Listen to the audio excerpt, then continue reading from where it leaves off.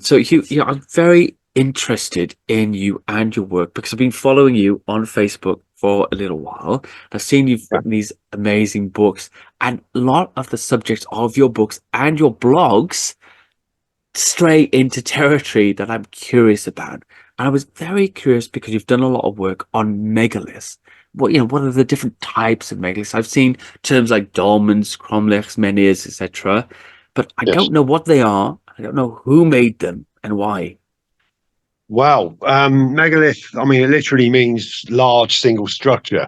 It wasn't a term that was really used until John Michel in the 70s really pushed the idea of us thinking about megaliths in the wider consciousness. What do they mean? And he was off on his theories of the perpetual choirs, etc., and things. But prior to him, we had William Stukeley and John Aubrey, who were antiquarians during the 1700s, and sorry, Aubrey, late 1600s, but who wanted to go around and catalogue all our megaliths. Now, they had some odd ideas as well. They were Roman, they were Celtic, they were this or that. I mean, Stukeley even put a sort of Christian context on some of them. But that's where we get the sort of the megalith idea from. First these two fellas, and then sort of John Michel revived the idea in the 70s. The different types, well, as time wears on, and the sort of the ravages of human activity as well, because people pulled these sites apart throughout history. You can have stones, and you would just call it a megalith or a standing stone or a menhir. We use a lot of old Gaulish words, old sort of Celtic French words, dolmen, menhir. These are Gaelic, Gaulish words. Now, if I can sort of the main types, we have a dolmen. Okay, now that's usually some upright stones with a large capstone on top, and they sit there on the landscape. The majority of them were once long barrows or multi-chambered tombs. Uh-huh. Now, these were built during the Neolithic era by the people who sort of began to replace the early hunter-gatherers. These were the early farmers, the early pastoralists who came across. They interred their dead or their elite dead inside these long barrows. Now, we call them long barrows because they have this kind of long tapered shape to them. They taper off towards the end, and you have a main entrance at the front. Very often you have side entrances and side chambers as well. Sometimes the front is false. They'll seal it up, and it's a false entrance where they possibly held ceremonies, etc. So that's your long barrows. Now, as time went on, these barrows were, broken into, robbed, dug up, stones pulled away for building, all sorts of things. So what you're left with is the sort of skeleton inside, the dolmen. So you have this huge capstone on top of the uprights. Quite why they use these gigantic capstones inside them, nobody knows. We just don't know. There are examples of dolmens that were freestanding. There was no earth over them. They weren't chambers. These are what we would call placed stones. They very often have a sort of triangular dart shape appearance to them, and they appear to point towards celestial objects, the star systems, etc., Mm. all points on the landscape. But those are a very small minority. There are only a few dolmens which you could say were placed there like that. The majority were chamber tombs, sort of long barrows. I've seen examples of them almost broken open, where archaeologists have excavated in sections, and it almost looks like a sort of how a dolmen works in a child's encyclopedia. I've seen some of those in Portugal. They're amazing. You then have your standing stones. Some are on their own. We don't know what they were there for. You would call that a menhir, I guess. Again, it's an old French word, a Gaulish word. It just means a freestanding stone. And we don't know what they were for. They may have been markers, way markers, just the way to somewhere. Ceremonies may have held there. Nobody really knows. And then you have your stone circles. Again, stone circles seem to be concentrated. I mean, in Britain, we have so many of them. When you look across Europe, we've got more than anybody else. long barrows and what we call megalithic culture spreads all the way down to Spain. It seems to have originated in Portugal, particularly northern Portugal, and then spread across. But then you've got the sort of south of France and across. I mean, even Japan has dolmens. They made these huge sort of, Russia as well. They have these sort of huge structures with big capstones on where the dead were laid. So the beginnings of it's a huge subject. I mean, I don't want to go into a big sort of history lesson here on it, but those are the sort of the types. I mean, we also have round barrows. You'll see, you'll just call it a barrow. It's a mound. Those are built during the later Bronze Age, when the beaker folk began to come across and replace the people who built the long barrows. Now, they buried their dead, basically, and you just stack them up on branches or whatever, and then just lay them out on top of them. So it's a completely different thing. That there are no chambers. You're not putting people inside chambers. The earlier Neolithic people may have stripped the flesh from the bones of their dead somewhere else, and then placed the bones inside the long barrows and commune with them in some way, but we can't be sure. Another interesting thing that happened was skull stretching, because the Neolithic folk who built the long barrows were enthusiastic practitioners of stretching of skulls. We don't know whether it was just the elite people that had this sort of thing, because we see it all around the world, don't we? Sort of South America, I have ancient seen that, Egypt. yes. Yeah, this is something that doesn't get spoken about. Where when the archaeologists go in the sort of early 1800s, they pull them out, all the skulls are noted as being stretched, all of them. It's something that doesn't get talked about. I have heard some of people who are involved in the sort of megalithic community suggest that they were a different race. No, they weren't. They were artificially stretched. Oh, I see. Like they were from another planet or something like that. Yes. This whole Nephilim mystery a and history. Yeah. A very well-known person in the megalithic community said, then the beaker folk came and they had strong, round skulls, different race. And it's, come on. I see. That's not what happened. They just didn't practice skull stretching. Skull stretching went on into the Anglo-Saxon period.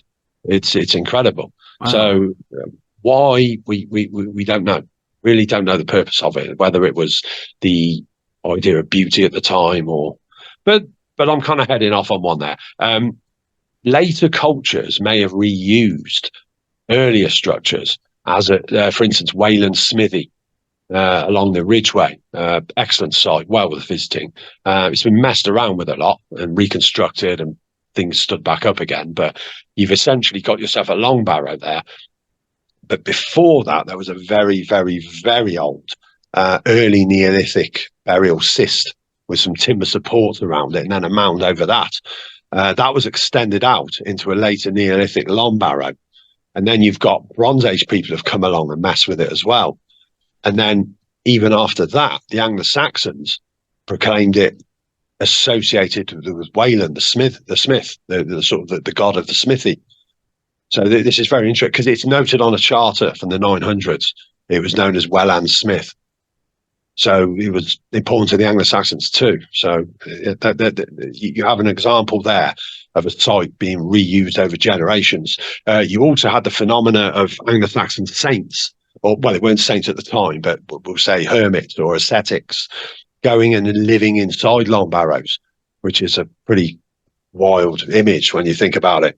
So you have a guy, St. Guthlac, for instance, of Crowland.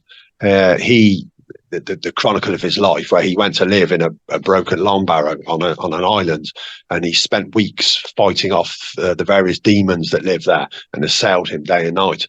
So that's an interesting thing as well, because the Anglo-Saxons saw barrows, even though they buried their dead in barrows, but they saw the earlier sites as places where the dead lurked, portals to the other world, places to be avoided, basically. Some of the Anglo-Saxon poetry talks about that there's a ghost lurking near a barrow, or that witch wives came riding across the barrows, and this kind of imagery. So they saw them as very foreboding and dark places. It's some of this thing that people will say that, the church renamed them. The church made them evil by calling them the devils this or the devils that. This is nonsense. These names were given to these places by the people, by the folk. These are folk names. So, for instance, you've got the Devil's Den on Fifield Down near down in Marlborough near Avebury. Now, it wasn't given that name by the church. It was just stories by local folk.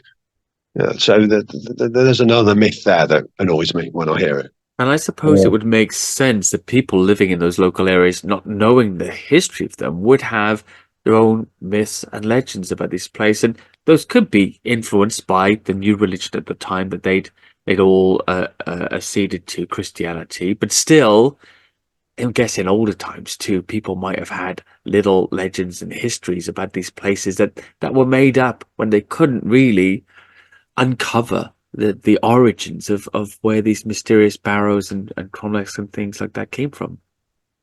Yes. I mean, the early Anglo-Saxon era was a time of rapid change because they came as pagans, as heathens, and then converted. And there was such an explosion in population. You know, there were various things going on, but there was a phenomena where they would bury the dead near existing megalithic structures. Now, some have said it was an attempt to gain the protection of whatever supernatural beings may have lived there, but it's more likely to be a way to legitimize their presence there, to say, we are British now, we're English now, we're here. I've seen this in other places. For instance, I'll mention Portugal again, in northern Portugal, I've seen Christian graves carved into the rock very near to a megalithic structure and very near to a dolmen. And these were by the Visigoths. Now, the Visigoths were a Germanic tribe similar to the Anglo-Saxons. And that was an attempt to say, we belong here too, because we're near to that ancient structure of the people that went before us. So that's something you'll see. So in the same way as, I suppose, different tribes and peoples around the world in ancient times have claimed, let's say, a hero like Hercules or Zeus as being their ancestor or their origination point, these guys could have been saying, yes, we're also related to these ancestors that you all acknowledge, and that's why we're putting our graves next to theirs. Yes, it's possible. I mean, Anglo-Saxon royalty always claimed descent from Woden, the Saxon cognate of Odin. They always did that. Even as late as Alfred the Great was a pious Christian, but still claimed descent from Woden. That's just what they did. He was an ancestral deity. It's a big subject, Woden, but we're kind of going off course here. No, but it's interesting. So I remember this seeing something similar in the Sutton Hoo artifacts, that there was this descent from Woden placed within the grave, but also a descent from the church to say, I'm also carrying on the Christian faith, but I am descended from Woden at the same time. And that was in the 7th century, I think, wasn't it? Yeah, well, if that really is or was Radwald inside there, which most people think it was, he hedged his bets. He was both a pagan and a Christian because he didn't understand the concept that was being sold to him that if you convert to Christianity, that's the only God you can have. But he was like, oh, no, that's a nice cross. I'll just put that next to my images of Thor and Woden, etc., in my temple here. So he kind of hedged his bets. So he was a politician, Hugh. Yeah, that too. Yes, that too. I believe Constantine, the Roman emperor who gave us Christianity as we know it, had a similar approach early on in his time. I remember. Yes. So sorry, go ahead. No, I was just going to say. So, in the way I'm talking here, you can see how the megaliths, the barrows, they become part of the landscape. They become features in the landscape. They're not going anywhere because they're there forever. They're huge. They're immovable. And so they become a part of the later successive cultures that build their lives around them. And so stories grow around them, and they may change the origin of them. They'll tell you, when the Saxons came, for instance, they thought that some of the Roman structures were built by giants. Wow. So all these, how on earth could people move such stones? Well, you can if you know what you're doing. But then again, with the Saxons, it was a more cultural thing. They were used to building their houses out of wood and then moving on, where they lived before the migration. So I think they took that practice with them. And that is But very interesting, isn't it? Actually, that other cultures, later cultures, come and they take over, and sometimes they're not as technologically advanced in certain aspects as the previous culture, as we saw with the Saxons compared to the Romans. Yeah, we yes, had underfloor heating and sewerage and medicine and all these different types of things, great farming methods during the Roman period, and then a few hundred years later, we're throwing our waste out of windows into the street for the next, but that, 700 or 800 years. yes, that's interesting. But it's not all about. It's not saying that one culture was less intelligent than the one before it. They just did things a different way, and it suited them. Yeah, the Saxons prior to the migration were used to just moving around the plains and the forests with their herds and just building houses where they went. And then there was war. Obviously, they spent a lot of time at war as well and fighting. That's one of the reasons they came in the first place. So they just brought that with them and just made it fit into what they found. Obviously, they found England completely covered in forest. Some of it had been cleared, but they set about clearing it because they saw the forest as this almost magical sort of primeval world around them that they didn't trust and they didn't feel safe in. Because Saxon women would take a bell with them when they went out into the wood to collect things, forage, berries, nuts, etc., and things like that, so that people always knew where they were. They were told to keep ringing it. That's why the horn was blown before dusk for people to come in. They gave them time to come in time because they did see the woods as a frightening place. That And is really strange because, of course, we have these Green Man legends here and these woodwose, these wild man legends.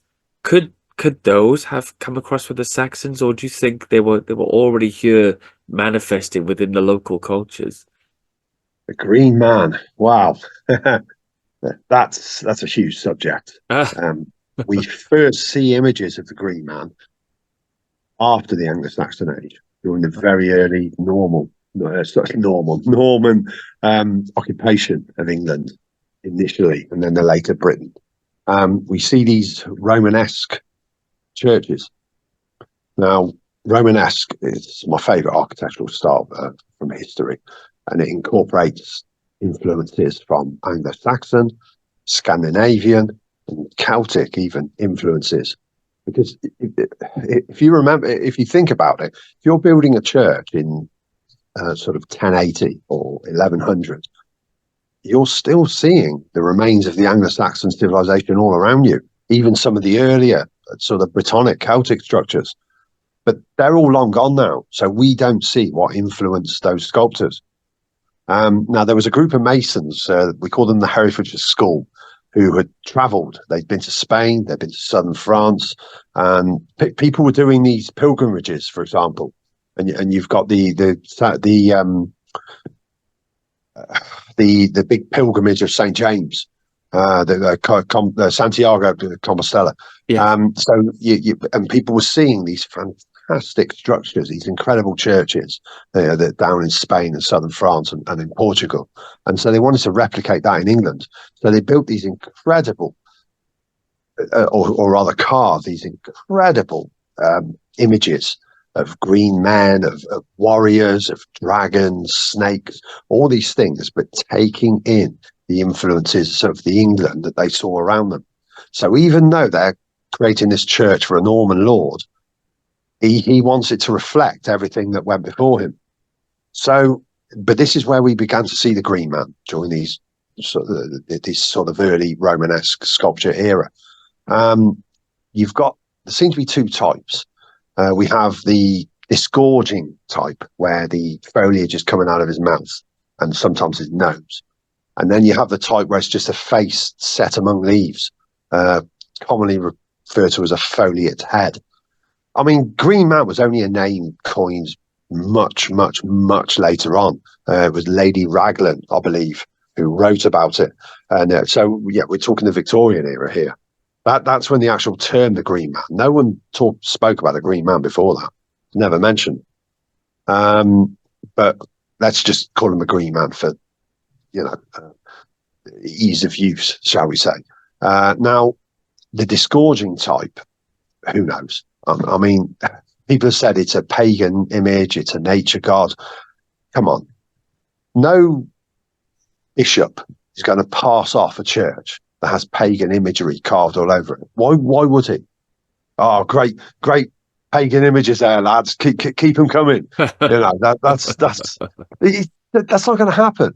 So we don't understand the early Christian mysticism in England at that time. We don't understand it. It may have taken on elements of the paganism that went before it, because let's be honest, Anglo-Saxon paganism was probably, in the way it was practiced, wouldn't have looked all that different to how early Christianity was practiced.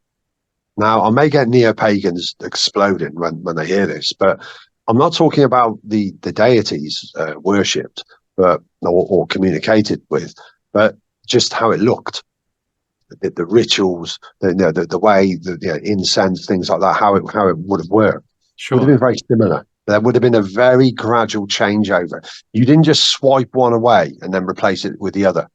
So yes, there may be some lingering imagery from the pagan era, but it wasn't put there to say, here is your pagan god. Hey, look, he's here on this church. Why don't you come on in and take the Lord Jesus Christ as your savior? No, it wasn't that. It was more to say, oh, you had it wrong. That wasn't that God. No, this was just an aspect of Christ, or an aspect of Mary, or an aspect of this saint. That's what that symbol represents.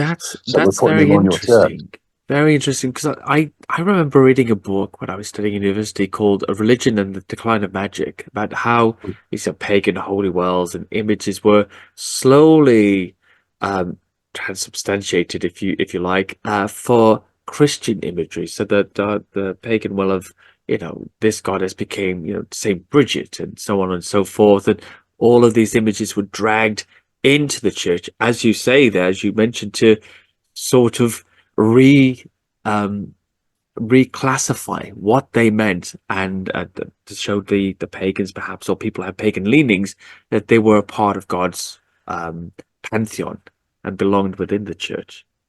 Oh yes, I mean this was the Roman Catholic Church, and Saint Mary and the saints were revered upon a level with Christ and God, even more so. Now, I can see a clear link with the worship of Mary and the saints, and with possible earlier pagan religions, where you had an earth goddess or an earth mother. The Romans had the Magna Mater, didn't they? And this huge statue of a mother figure, that sort of thing. So you can see how Mary was easily kind of slid in there. I think Ronald Hutton wrote one of his books. I'm trying to remember which one he wrote it in. It may have been in Triumph for the Moon, but he noted, his opinion was that the reason that the Venerable Bede didn't write much about Anglo-Saxon paganism was because it wasn't very different from the incoming Christianity. It looked the same. So he just said the names of the deities. Oh, they worship Woden, Thunor, Tyr, and then there's a mention of Eoster for Easter, but there's very little else written. And Hutton theorized that that's because they worship them in exactly the same way as the incoming Christians. There wasn't much difference.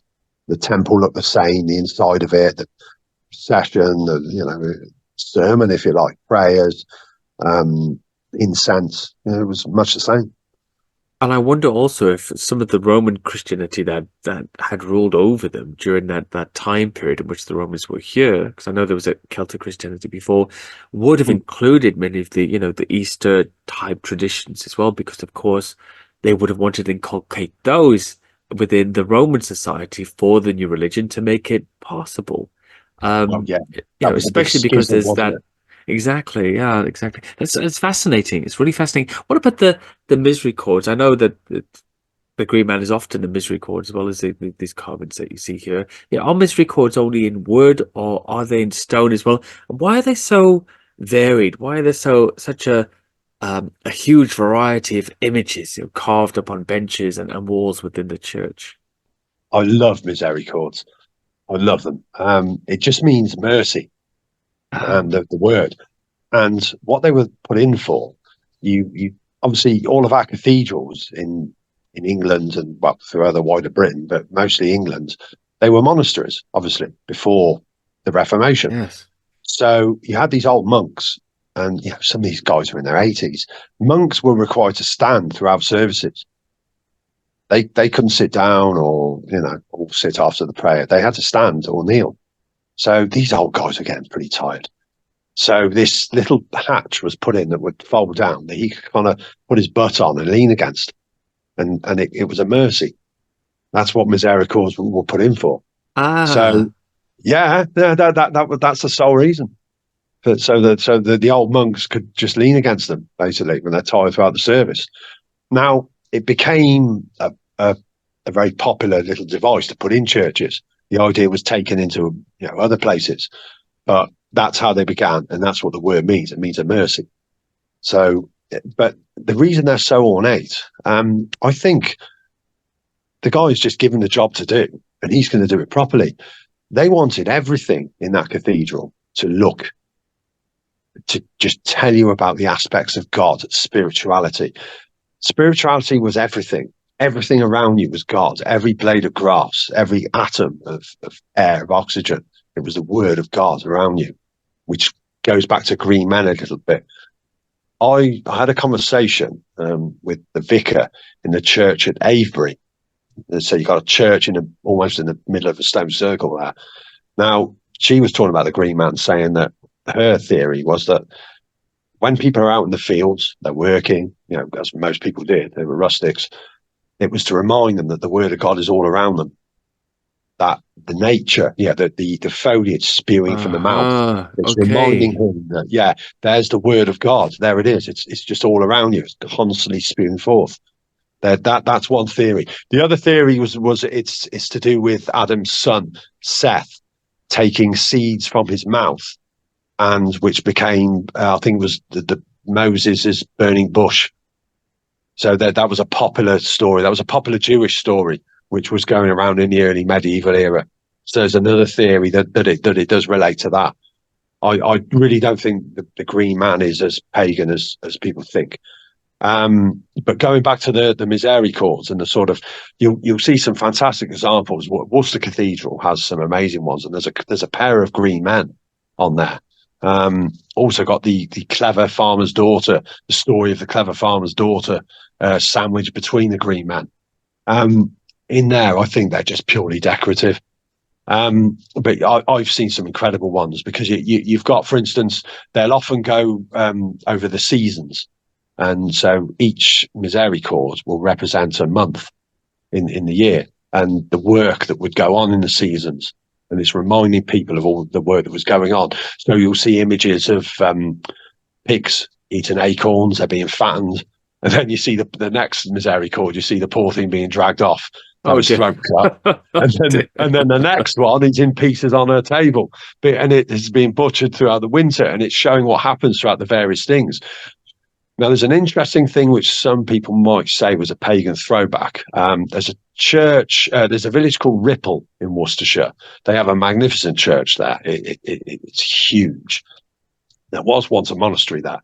Their Misericords, they have in the middle, you've got this image of the Lady of the Fields. Now, some would say that's a pagan thing. There you go. People still had that thing, the Lady of the Fields. Well, maybe it was once, but it was an aspect of Mary because you still see it today. If you go to Portugal, or say again to Spain, Italy, they have their Lady of the Fields festival. It's just another aspect of Mary, because Mary seems to be this kind of ubiquitous sort of deity which can cover everything. You've got Our Lady of Pain, Our Lady of the Sea, Our Lady of everything. They're just aspects of Mary. Again, you can see a link to the past there before Christianity, possibly. But you've got this carving of the Lady of the Fields, but it is Mary. It was carved there purely in a Christian context. Now, there may be a vestigial, how can I put it, ancestral memory, perhaps, where this is what we have always done. We've always made an offering to the Lady of the Field. That's what we call her. But when that thing was carved, it was carved in a Christian context. It's a very big subject. This it really is, because you're talking about what these images mean to people. An image can evoke a feeling in a person, and they don't understand what that feeling is. Like for instance, people will talk about some of our folk festivals. You've got things like Garland Day in Castleton in the Peak District, where you've got this fellow completely head to toe in flowers. He can't see who's going hardly. It's like a cone of flowers on a horse, and he's got a lady with him, the same kind of thing. And they go around the town, and then they end up at the church. And then this thing is hoisted off his head and it's put up to the church roof. Now, people have said this is a pagan practice, and others have said nonsense. They just started doing it in the late 1700s. It was a guilds.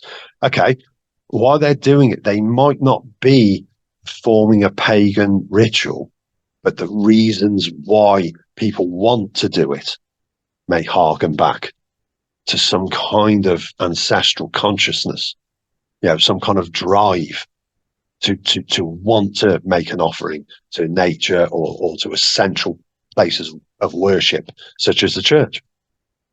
That's I hope that interesting. makes sense when I'm It kind of does. saying that. No, it makes Yeah. perfect sense, and I mean, really, just thinking about it, and I do.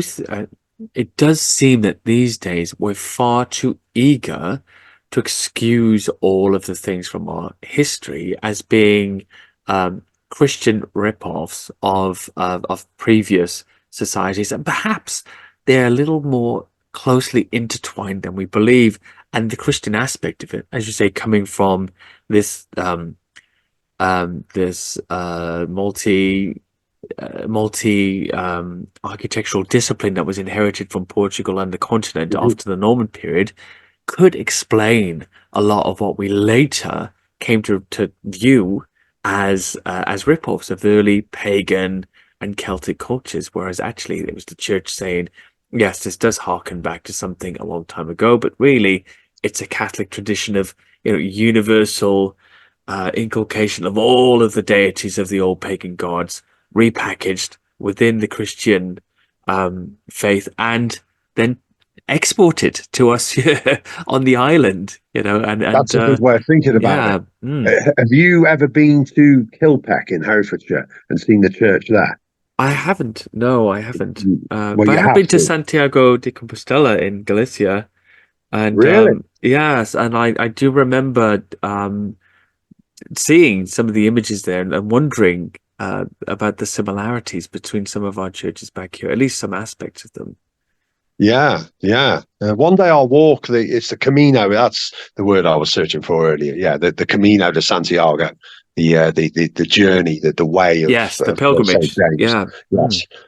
One day I'll walk some of that, and yeah, Wow. Good luck. I mean, it's views on apparent it's great this. fun. People do really get a lot of camaraderie out of it. I went by car. I was traveling across northern Spain, and I stopped off, and we drove the whole way there. We didn't walk any single step. We walked into the church, if that helps, but that was about it. Wow. I had a bizarre encounter with somebody walking the Camino.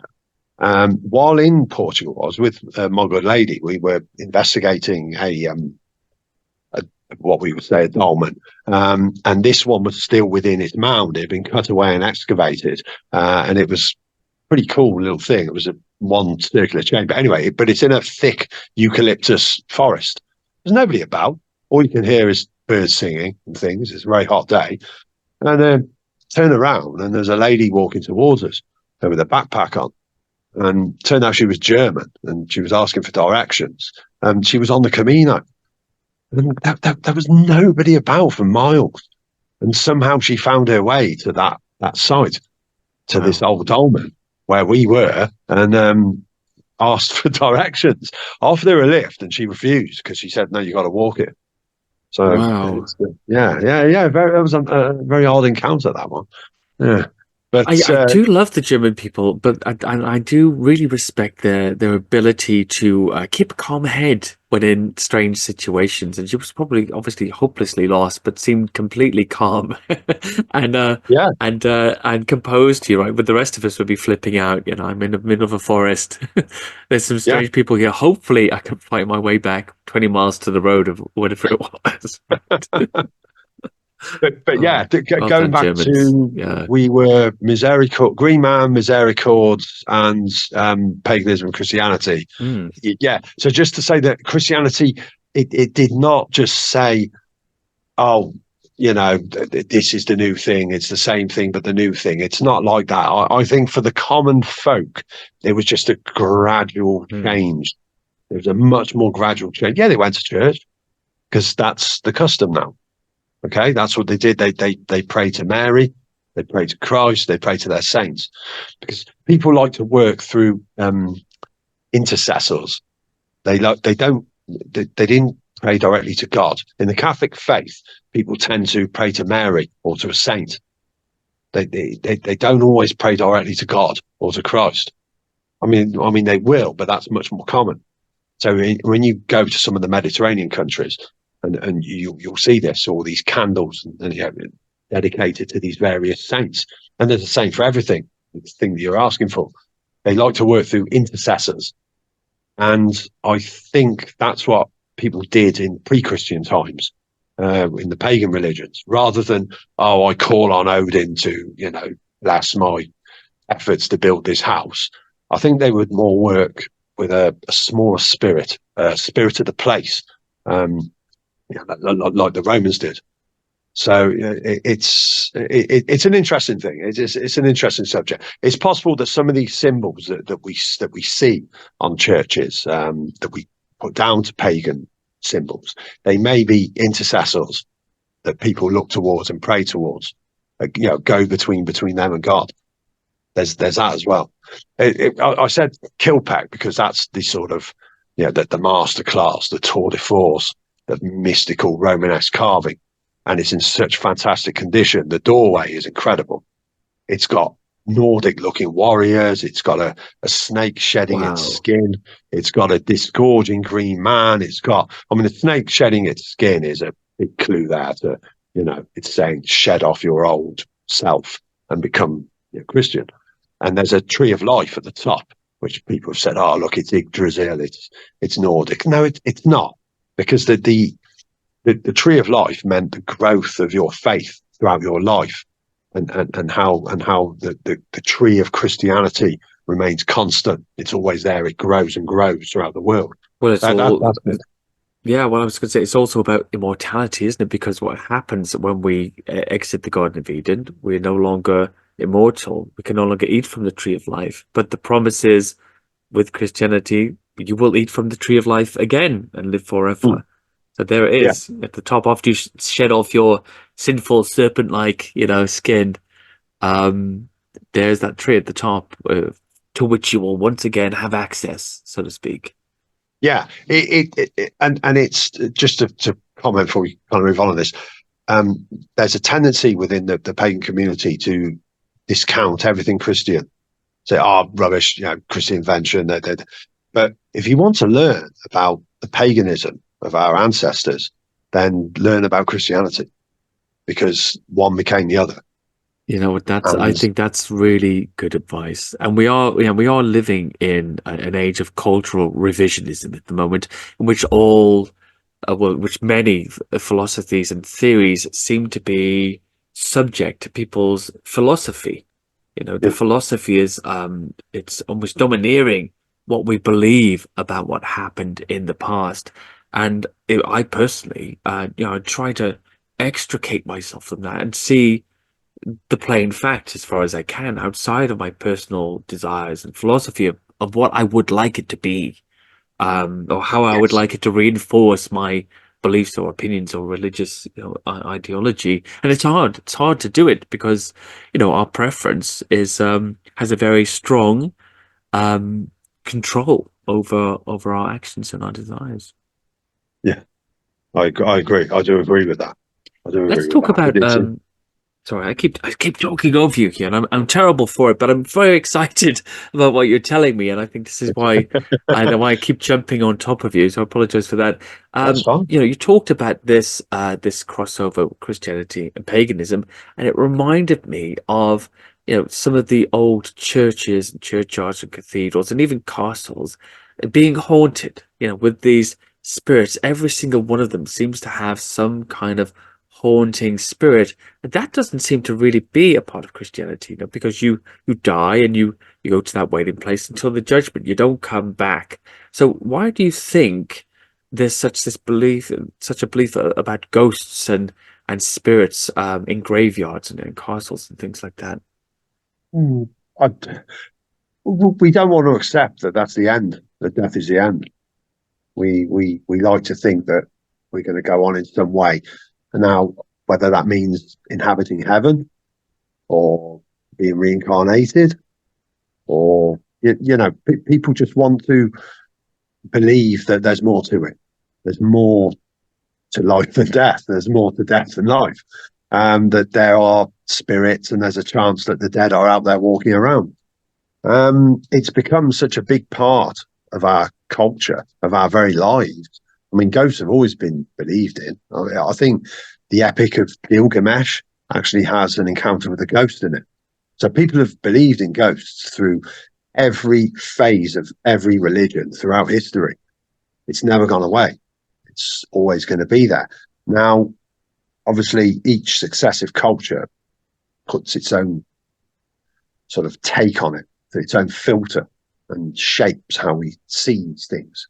The Victorians had their seances and table knocking and ectoplasm.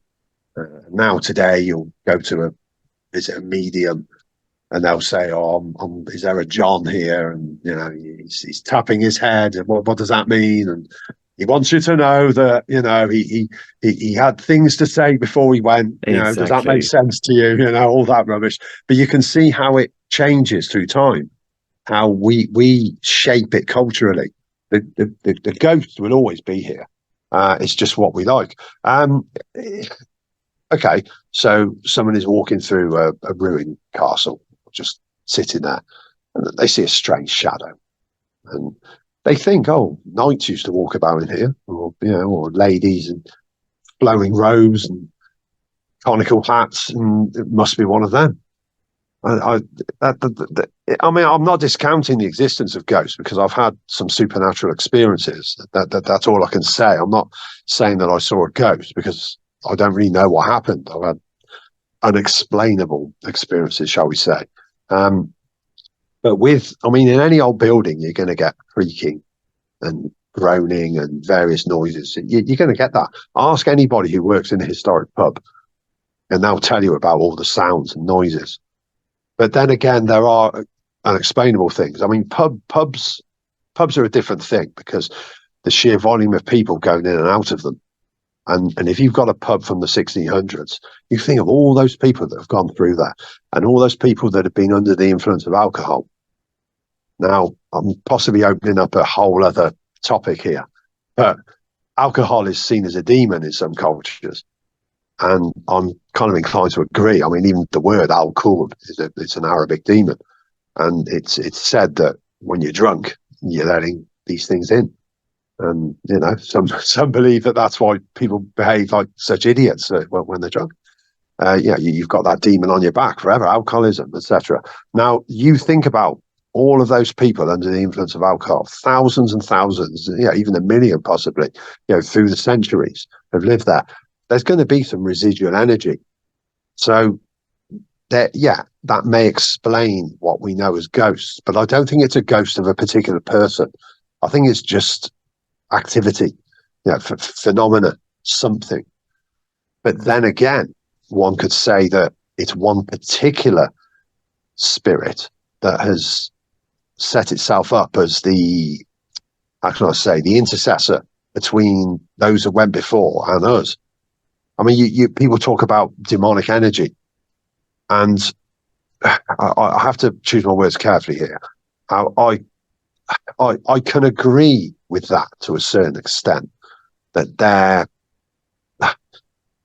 there are balls, if you like, or clusters of energy floating around the world that they're not human, they're not animal, they're not really of this world. They're very difficult to understand, and they can only be described as demons. And they behave in certain ways. They may attach themselves to a person, or they may just hover in an area, and they'll be known as a ghost then. I don't know if that makes any sense, Andy. No, I've heard Because of this actually, and it's a sort of an imitation or a mimicry of a living person by a demonic force that undertakes some activities or some route that the person would have taken, or even some interactions that the person would have had in order to deceive the living as to the nature of the dead. So that's something I've definitely come across. I've also come across stuff like the stone tape theory, where people are saying some of these old buildings almost, replicate in certain environments the function of a camera and record events happening, or certain uh, people walking certain routes. And when those atmospheric conditions are recreated within, the camera, that is the stone edifice of the building, that they're replayed almost like a projector. Well, what do you think about that? yes, an interesting subject. However, there's not a lot in it. Stone tape theory was put forward by a gentleman called T.C. Lethbridge. Hmm. Now, old TC, he did a lot of work. He was an interesting character. He was an early Fortean researcher, if you like. He believed there was a lot more on this world than we think, and he was off, doing various work. For instance, the Gog Magog Hills. I think it's Oxfordshire, is it? He believed, or he mapped out some old sort of chalk figures of a deity pulling a chariot, and then a deity with a dog behind it, and then something else holding the sword. And he believed that they'd been carved onto that, but it's been rubbished. He was just seeing random patterns on the hillside in the chalk. It was just they weren't people. But I'm just saying that it was old TC invented the stone tape theory, Aha. and the idea that stones could hold some kind of energy or some kind of memory within them. Now, people have run with this idea and said that quartz possibly, and also iron fibers within the rock, ferrite, can hold memories. And they then Interesting. said that cassette tapes can hold the memory as well. Well, because you record onto a cassette tape, and that cassette tape has minerals, doesn't it, pressed into into the ribbon of the tape. Yes. There's a very thin layer of minerals in it. I'm not sure of the exact makeup without checking of those minerals, but I don't know. No, they, I they don't know say either. that that's how the recording happens. Now, there used to be a thing back in, I don't know how old you are, but I'm old enough to remember when, anywhere you were walking past a hedge or something, you'd very often see a cassette tape completely unspooled and just tangled all around Yes. the hedge. You'd see that a lot when we were kids. Now, we used to say that we were told that Satanists and various pagans of a more dark bent would record a warning or a curse onto this cassette tape. Then they'd unspool the cassette tape, and then they'd wrap it round the area they didn't want you to go in as a barrier. Okay. Yeah, it's That's interesting, what isn't that it, that one? was.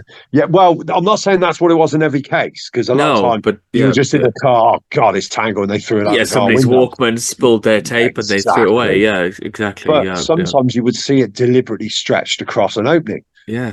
Have you ever seen the film The Borderlands? No. Um, Andy, you've got to see it. It's fantastic. It's a English folk horror movie where these fellas are investigating a haunted church and I'd love whether a to. miracle that happened there is real. And they talk about that because they come across it and the gates, someone's done it there. And he mentioned it and it reminded me when I saw it. But that's, yeah, Stone Tape. Also, have you seen the television drama, The Stone Tape? No, I haven't. You still haven't watched it. It's on YouTube. No, It's I out there. will. I will. it's very of its time. It's very 70s, and you wouldn't get away with some of the things that were said now. However, it's fantastic, and it really goes with this Wow. idea.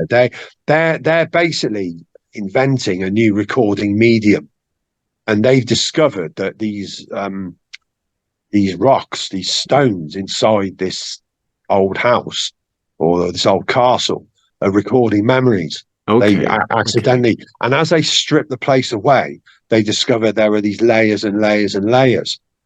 And right at the very bottom of it are we're going back to the start of the conversation, megaliths. There were these old structures right deep Okay. within the place. Yeah, and there are things that come out that are not human. We talk about the demonic energy, that they're Yes. primeval. They can't be named. They That's can't be interesting. described.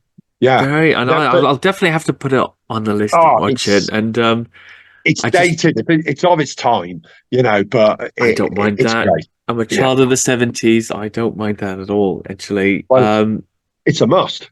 No. Absolutely. I So prefer older films these days. I think it's like you say, the age thing.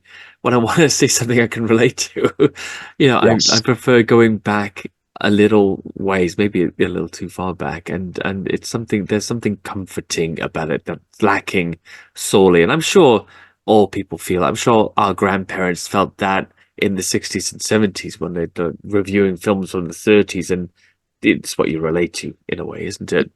yeah. Um, I mean, you talk about the stones. If you're relating it to megaliths, I'm not so sure that they were used for anything like that. no. Some people say they do. But I will say this, if you keep doing something over and over, some kind of ritual, then you're going to imprint some kind of energy onto the thing you're doing it in. Like a church, for instance, it's had services held there for over and over. That energy is going to stay there for a very long time after the church has been decommissioned. So you've got places like, for instance, the Rollright Stones. You're familiar with that place. Well, the Rollright Stones is almost the perfect circle. No, not quite because time goes on, but it's virtually a perfect circle. So it's ideal for rituals carried out by modern neo pagans. Now, various energies have been imprinted on it. So you've got people doing various things. During the 70s and sort of early 80s, there were all sorts of things going on the Rollrights at night time. To the point where it almost became a mini festival at times, the amount of people that were heading down there in vans and hippies, etc. But people will imprint these various things. Now, my feeling at the Rollright is I don't feel anything there at all. It feels to me like a dead battery, like an empty vessel. It's Huh. devoid of all energy and atmosphere. And my feeling is that many people have been doing things there over the centuries, over the millennia even, that they've all cancelled each other out almost. It's Oh, become they've worn such a it down. mismatch. They've worn it Yeah, out. yeah, exactly. Worn it out. Yeah, it won't hold a charge anymore.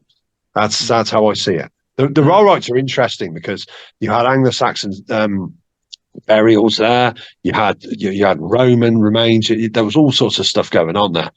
Um, it was only sort of revived, as I say, by Stookley and Co. And then John Michelle, and then through the 70s, you had William Gray and various people were doing things there. The Rollright ritual.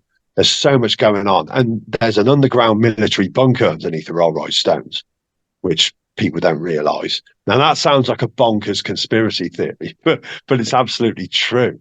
Wow. There was a listening post. Yeah, the Royal Observer Corps during the war had a little shed and a little setup there, looking out for German bombers. And they decided they then built a little bunker underground, and then it went down. Then it became a listening post during the Cold War. It's still there, but it's been filled up with concrete, so you can't get in it. It's just interesting. It adds yet another layer of mystery and weirdness at the Rollrights. It's an interesting place.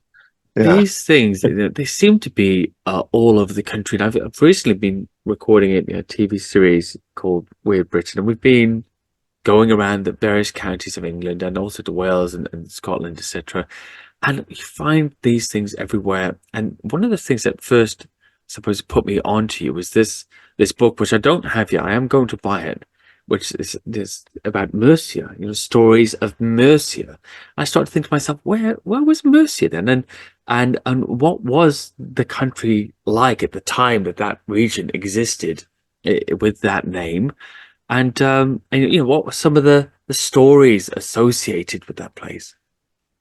Well, the reason for the mystery of Mercia is Mercia.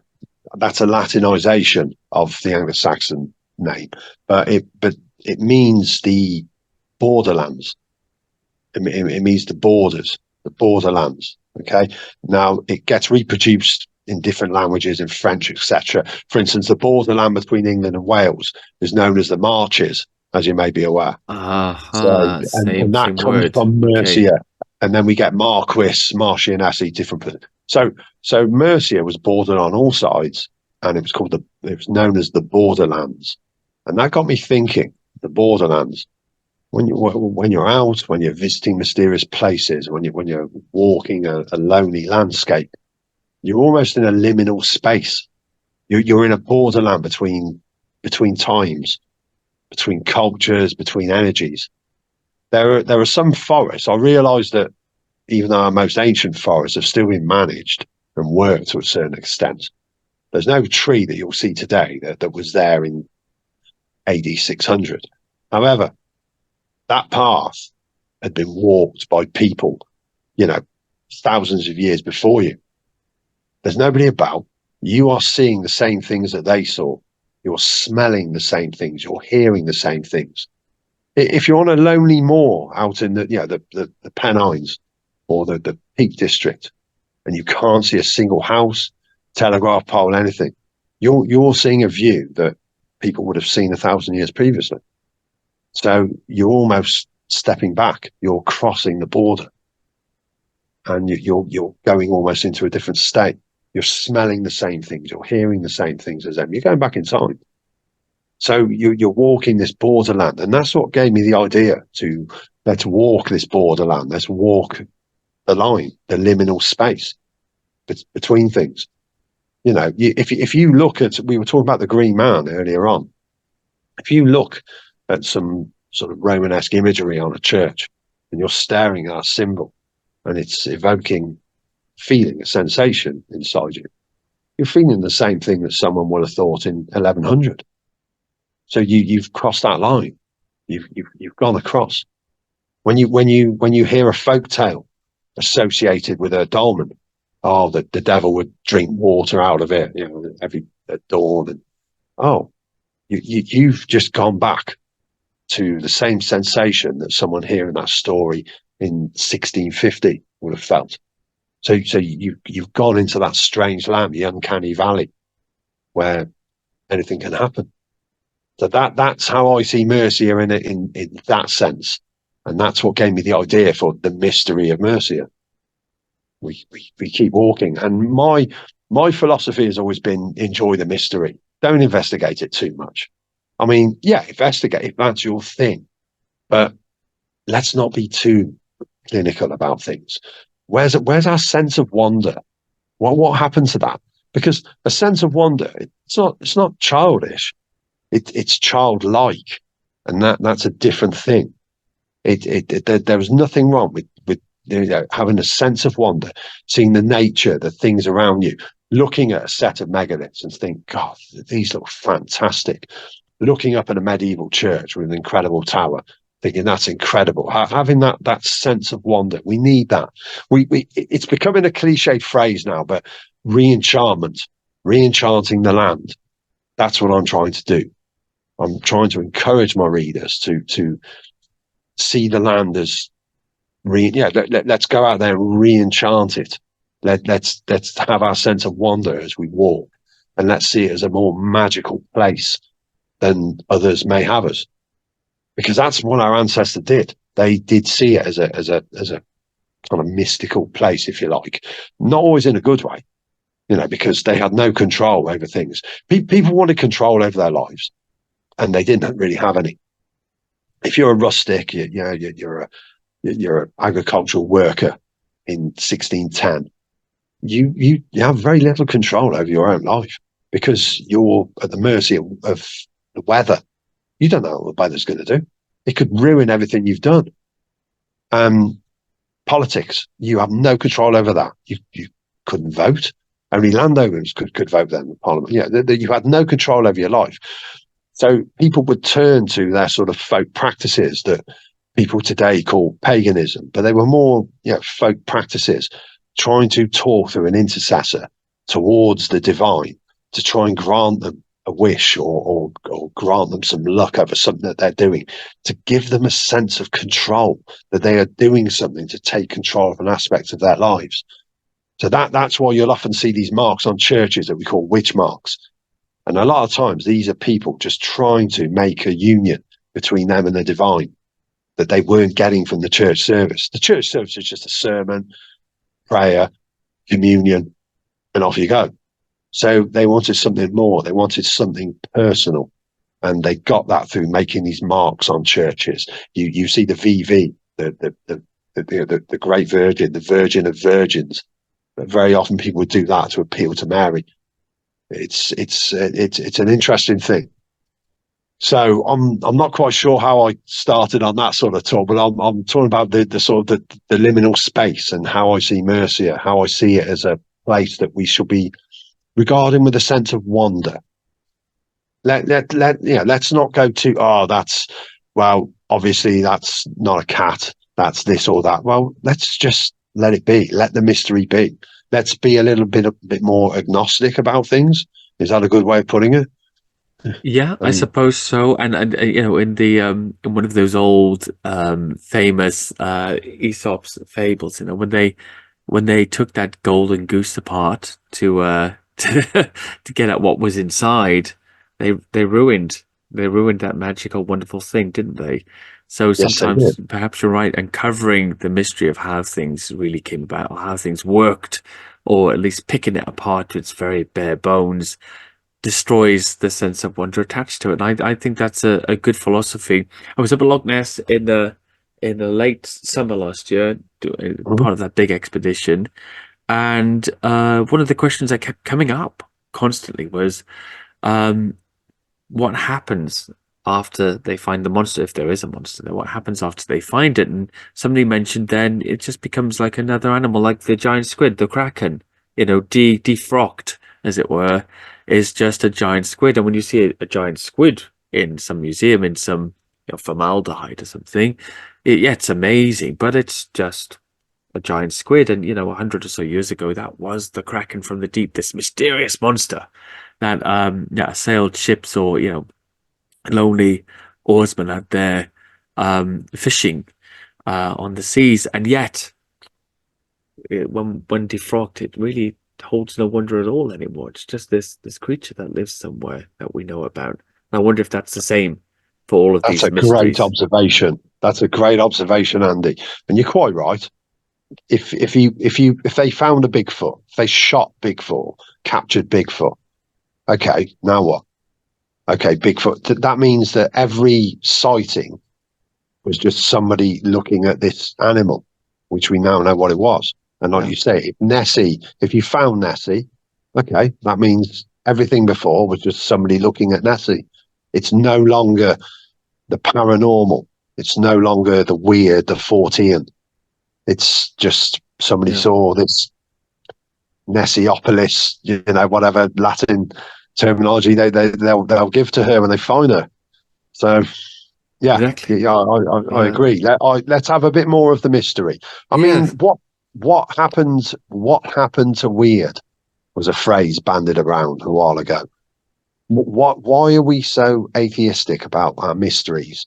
Why do we look at some of the recent things with UFOs or UAPs as they're called now?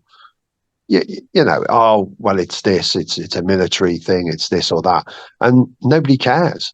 I mean, if aliens appeared in the skies today and wanted to talk to people, I don't think anybody would be shocked because Well, I think you're right. Yeah, I do. they wouldn't care. They'd be going, well, that's all very well, but there's a war in Ukraine and there's this or that, and there's so many things going on. I think in older times people didn't have the mindset that we have today. Our minds are completely crowded with information, most of which we don't need, most of which are about things that we can't change or do anything about. Mm, mm. And we're bombarded with media, social media. People waste their time. So much of their time is on it, but our ancestors didn't have this. All they had to do was just do their work for the day and make sure they could eat and make sure that roof was over their heads. So they had a lot more time to wander, and they had different fears. And so I think it's within our psyche to wander about things. So why fight it? Why push it out? I think you'll have a bit more of a enjoyable time of it while you're out walking or exploring if you just keep that sense of wonder, keep that sense of agnosticism about things. Yeah, that's how I see it anyway, and that's what started me off on the mystery of Mercia. The magic of Mercia, my third book, is a different thing altogether, because that's a history of witchcraft in the Midlands. But it's related, so that's why we kept the Mercia title. That's a different thing altogether. I just wanted to write an accessible history of witchcraft in the Midlands, because the Midlands doesn't get celebrated enough. We hear a lot about weird Yorkshire, weird Cornwall, or the witch hunts of East Anglia, the witch hunts of the North Pendle Hill, etc. But we don't hear enough about the Midlands. So I wanted to do something to rectify that. So that's what my project has been so far. And it really does. And I think that's why I was so attracted to it, basically, because you don't often hear about the Midlands, and especially not in the form of Mercia. So that really hit home to me. I thought, yeah, this is something that I've got to find out about. It's been fantastic and amazing. I think we're definitely going to have an interview too at some point in the future, and perhaps we'll leave it there for now. But just for everybody that's listening out there, just let them know where they can get the book and how they can support you in what you do. Okay, mysteriesofmercia.com. That's my website. You can purchase my book. I archive all of my articles on there, and you can sign up to be a subscriber, and you'll know when something new arrives on the site. On Facebook, you can find me, Hugh Williams, author, or it comes under Mysteries of Mercia. So again, just type in Mysteries of Mercia. You will see my author page, and you'll see there's a group where people can share their own strange stories or strange places of the Midlands as well. So there you go. I think it sounds fantastic, wonderful. I recommend everybody out there runs out immediately and buys that book. I'm definitely going to buy it today, just after we finish this conversation. And it's been wonderful having you on. Thank you so much. Thank you so much, Andy. It's been great. I really enjoyed that. Thank you.